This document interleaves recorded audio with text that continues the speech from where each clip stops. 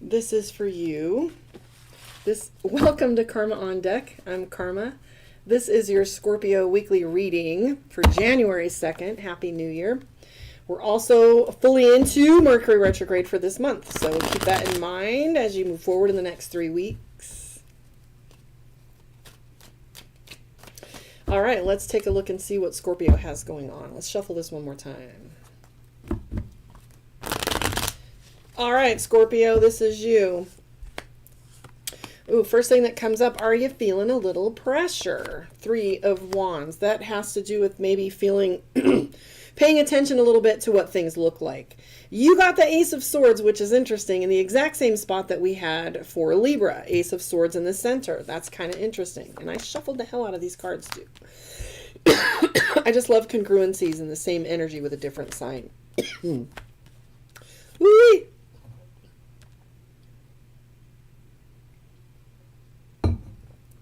So the first thing that I see for you, or that comes up for me, or that I'm noticing, is you have the Star card. The Star references hope and balance. If you notice here, sometimes this might be a little bit too much of a third eye activation where we have our head in the clouds a little bit. She's not paying attention to the day to day. Sometimes that tells us there's kind of a two-part feeling to this one. One, the Star card represents hope. Okay, it's Aquarius energy. It has to do with the expansion. But within this deck, if you'll notice, she's doing the day-to-day here. She's gathering or pouring her water. She's dropping it instead of really getting done what she needs to, and her head is up here. So sometimes this tells us that our head can be a little bit on the bigger picture rather than focusing on the things that need to get done, or that we're trying to put a bigger idea into a smaller container that we can understand it. I'm seeing the King of Swords for victory. In the center of your card reading, you have the Hangman. I kept wanting to say Hierophant. So in the Hangman, it tells us that we're in a delay, right? Or in a gap. So mind the gap. This is telling you that maybe things are slowing down for a little bit in order to bring you a stronger foundation. You've got the 7 of Wands right after that Hangman, which tells me you're going to be moving into action. Some of us, this is just, now remember, this is our weekly reading. So the back row is telling us where we're coming from, right? A little bit of pressure, decision making, and pivots. We have the King of Coins coming back into work, King of Cups, maybe some of what's been going on in the last 2 weeks or week and a half over these holidays has been deep for you. But the message that you're getting is this 6 of Swords, things getting easier. Notice how they're pointing away from you. The 6 of Swords also references a little bit about support. So gaining support. I have a couple questions for you about what it is that you're flipping the coin on or turning around, because we have the Tower card, Aries, and then we have the Page of Wands. What did we learn? So when things kind of got a little shaky, what did you learn? It's telling you here to focus on that, and also to mention that this release of tension is going to be very noticeable for you.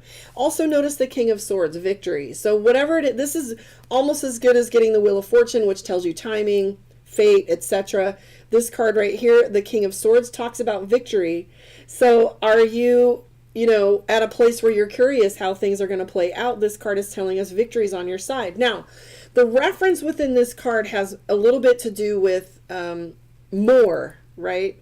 So I want you to think of applying for college.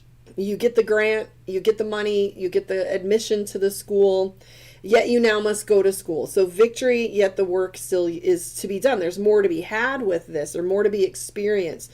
So victory, it's like getting the house. You sign the contract and you go through all of the vetting process and you sign your mortgage and then you get to move in. This is the next steps to that victory. So positivity is in here. We also see money coming your way. If you notice the diamond at the bottom of this card, this is the V for victory and things moving kind of quickly. And notice you've got some themes here with sixes, right? 6 of Swords, 6 of Wands, right? And this is just telling us, things are well-rounded. There's also a little bit in here about love and relationships. You're the first sign, you're number 7. We started with Aries, and now we're looking at a relationship stuff. I love how the other half of the wheel went from money to love. And never forget, love and money work together. Money's Venus. We always focus on the fact that Venus is love, but Venus is also about money, luxury, enjoyment, pleasure, the things that we touch and feel and grow with. So there is King of Coins, Two of Cups. You got a couple kings in here, King of Coins and King of Swords. So this tells me that there is some action that's going on, steps that you're taking toward these said goals. Actually, just like Libra, who had all aces, you've got all kings. You got King of Cups, King of Swords, and King of Coins. Look at this. So King and Queen, I don't like to pigeonhole them into male and female, but if we look at these, right, kings are action, queens are internal. So we have all this action regarding your love, your money, and your decision making. And this King of Swords, don't forget, has to do with victory. But in the center here, you have a pivot point. You have hope, and you have a strong foundation. Also notice that you have money coming your way and things getting easier. Now, out of all of this, you do have the Hanged Man. So if you're feeling stuck, these cards are giving us some hints that things are shifting and changing for you. Some of you are going back to school. Page of Wands. And that also tells us a new beginning, also within structure. Like starting things. This would be like starting your new diet or starting your new exercise program. New beginnings in a lot of ways.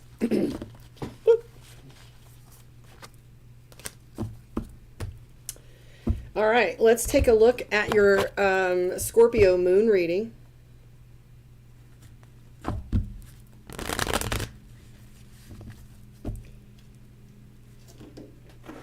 The heat just came on. All right, let's look at your moon. So sun signs are your setting or your plot, and moons are your setting and your moods, how you emote and how you think. Let's take a look at your moon reading. This is Scorpio moon. Oh, Lord, are you a little overwhelmed, Scorpio? You've got the Four of Pentacles, feeling as if something is missing. Have you been short-tempered at all? Feeling impulsive? I am seeing, though, like this was what you're moving out of. I'm seeing a little isolation on your part where you're just kind of withdrawing or not feeling like you want to talk to people, going within a little bit. Now, what's your sleep been like? I'm curious if any of you have had any insomnia. We see a little bit of worry in here. We have the Four of Swords. Have you found yourself to be isolated? Maybe not quite like the Hermit where you don't want to talk to anybody and you want to be completely alone or withdrawn. We have the Four of Swords, which is silence. Either that or you're feeling as if your partner isn't talking to you because it's paired with the Two of Cups and the Strength card. We also have the Four of Wands for some relationship stability, which we're worried about or were. But things are moving more into legacy and partnership moving forward. And again, you have a lot of male energy in your readings here, which is action, action, action. You have the Emperor here. So sometimes the Emperor references that point where you're thinking to yourself, I have to do it myself, right? And this card often reflects the idea of not consulting with others and making decisions that are for your best interest on your own.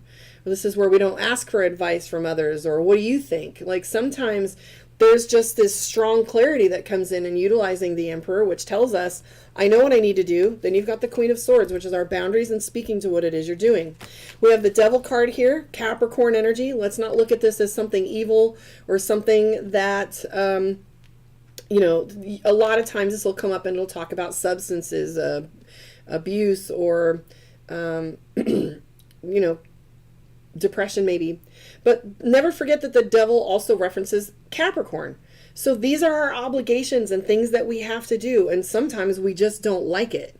And so we feel a little overburdened. I'm guessing this has a little bit to do with overburdened because you also have the Strength card.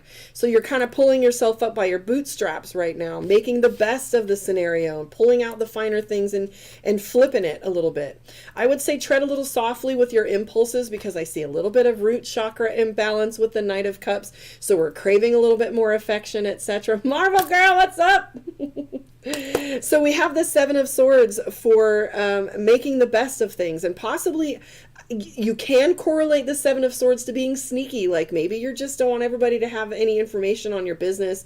Maybe you want a little privacy and you don't want an audience for the things that you're thinking, processing, or that you're doing. So like these cards are very specific. However, the tones change in context. I don't really feel like the Devil card is having to do with substances or lies in this indication, and I'm not feeling like the Seven of Swords is sneaky. What I'm picking up with the Seven of Swords is a little internal work. I'm also seeing, that, we just don't want an audience, and that's okay to be private. But like I said, we have this Knight of Cups, so you may be craving attention right now, or maybe you have somebody around you that is just superficial and you're giving yourself some breaks from that, right?